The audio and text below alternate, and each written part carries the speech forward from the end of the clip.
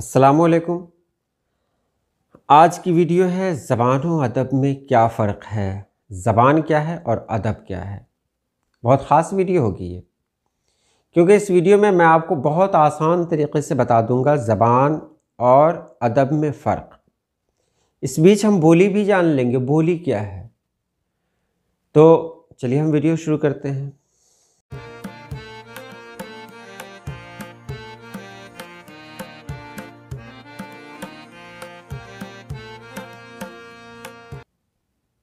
सबसे पहले हम बात करेंगे बोली। मेरे इलाक़े की बोली क्या है। मेरे इलाक़े की जो बोली है ना, वो मैं थोड़ा सा बोल कर दिखाता हूँ। हो तू कहाँ जा, हो चचा आज खेत में न गलू रहा। ये बोली है। इस बोली को अगर हम लिखना चाहें तो मुश्किल है। और यहाँ पर तज़कीर व तानीस का भी ध्यान नहीं दिया गया, तज़कीर व तानीस पर भी तवज्जो नहीं दी गई। साथ ही साथ यहाँ पर वाहिद जमा का भी ख्याल नहीं रखा गया।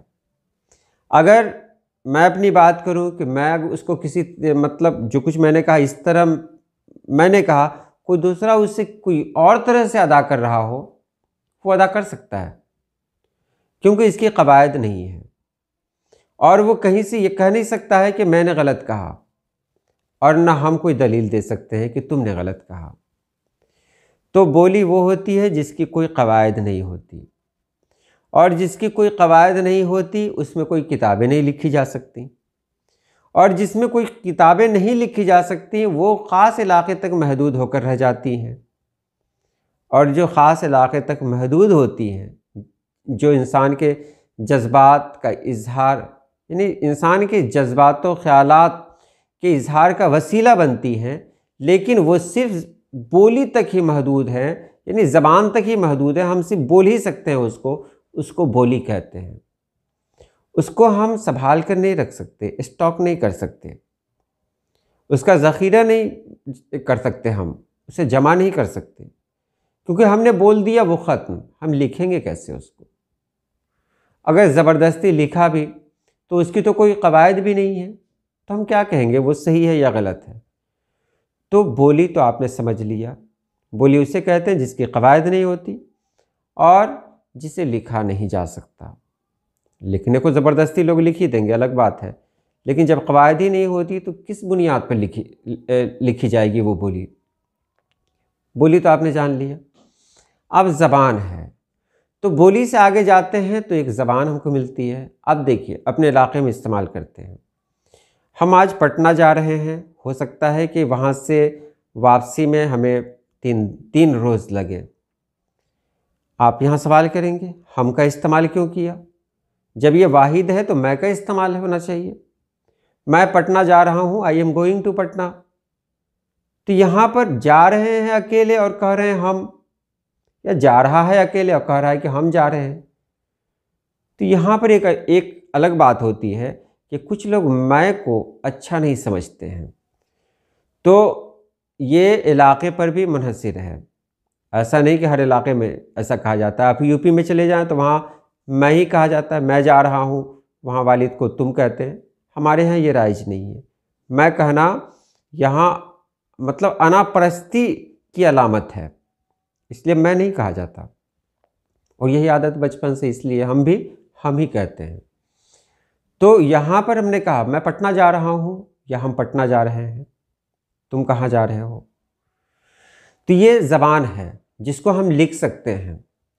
और मैं पटना जा रहा हूँ, इसको अगर कहीं हम गलत कह दें, या कुत्ता जा रहा है को हम बोल दें कुत्ता जा रही है, तो ये गलत हो जाएगा, क्योंकि ज़बान का एक कायदा है कि उसमें तज़कीर व तानीस, वाहिद जमा, ये सब कुछ होता है।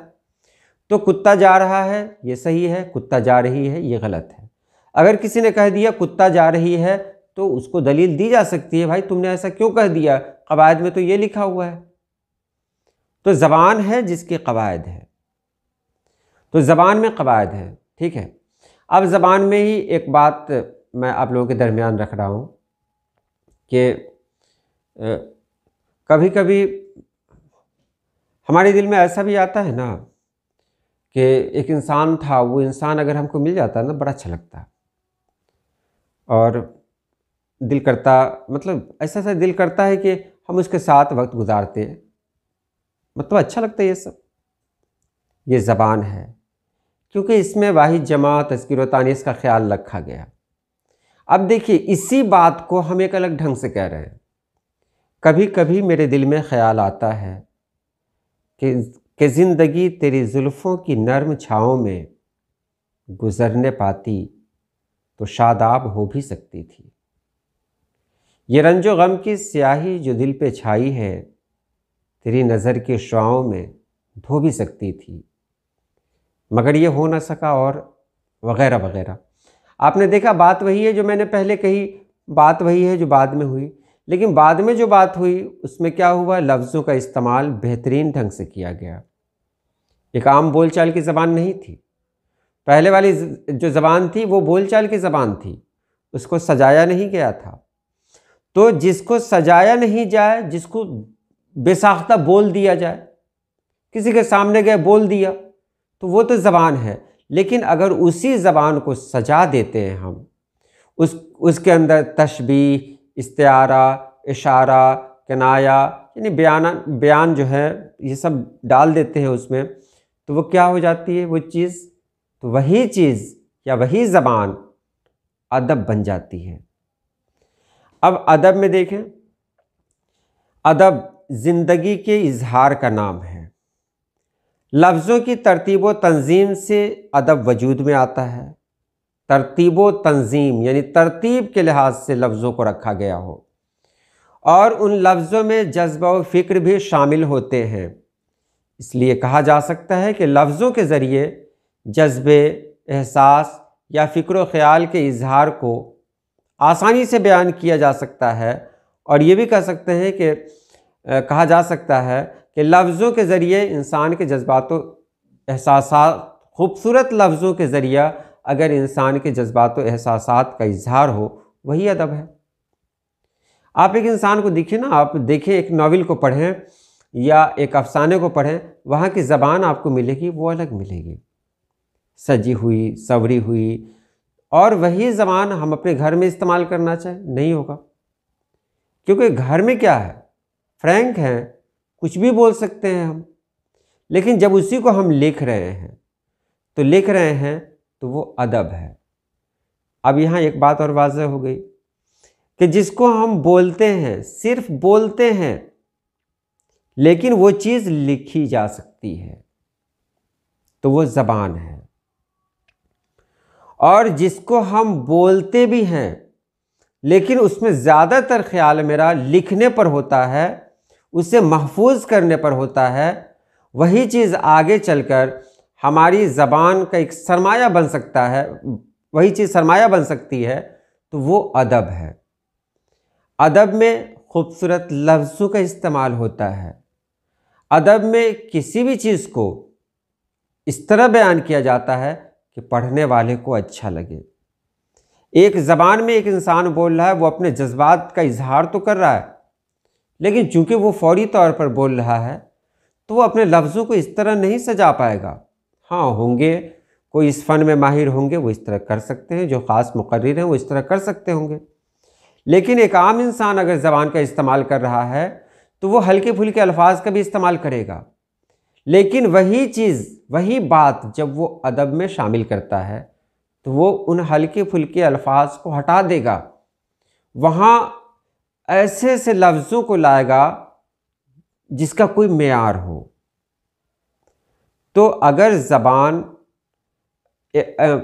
ज़बान अपना कोई नया रूप लेती है, खूबसूरत रूप लेती है, और जो लफ्ज़ों के लिए यानी लफ्ज़ों के सरमाए में इजाफे का बास बनती है, वही ज़बान अदब कहलाती है।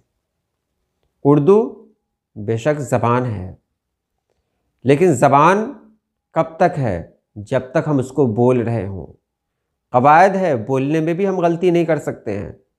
देखिए, बोली में हम बोल सकते हैं, उससे गलती हो सकती है, तो बोली में कोई पकड़ने वाला नहीं है, क्योंकि दलील नहीं है, वहाँ कवायद नहीं है। ज़बान है जिसको हम बोलते हैं, तकरीर करते हैं, लेकिन वहाँ अगर कोई इधर उधर हो जाए तो हमको कोई पकड़ सकता है, कह सकता है तुमने वाहिद को जमा इस्तेमाल किया है, तज़कीर का तानीस इस्तेमाल किया है, तो वो ज़बान है। लेकिन उसी ज़बान को जब हम लिखते हैं तो जाहिर सी बात है बहुत चीज़ों का ख्याल करना पड़ता होगा, क्योंकि जिस चीज़ को हम लिख रहे हैं, जिस बात को हम लिख रहे हैं, वो बात रिकॉर्ड हो रही है। और जो बात रिकॉर्ड हो रही है तो ख्याल तो वैसे भी चला जाता है कि अब इसको बेहतर ढंग से लिखें, अच्छे ढंग से लिखें। तो यही ज़बान और यही अदब है। उम्मीद है आपने समझ लिया होगा। तो आज के लिए इतना ही। अल्लाह पाक आप सभी लोगों को खुश रखे, आबाद रखे। अल्लाह हाफिज़।